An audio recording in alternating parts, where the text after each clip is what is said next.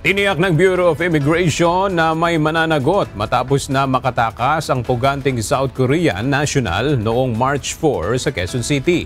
Ayon kay Bureau of Immigration, Commissioner Joel Anthony Viado, may mga ulong gugulong at sinigurong maparurusahan ang sinumang maaring may pananagutan sa insidente. Sinasabing nakatakas ang South Korean fugitive na si Na Ik-yeon, 38 anyos, noong Martes habang ito ay ini-escortan ng immigration personnel para dumalo ng hearing sa Quezon City Prosecutor's Office. Nakatakas ang dayuhan sa kanyang mga escort matapos umanong dumaan sa banyo.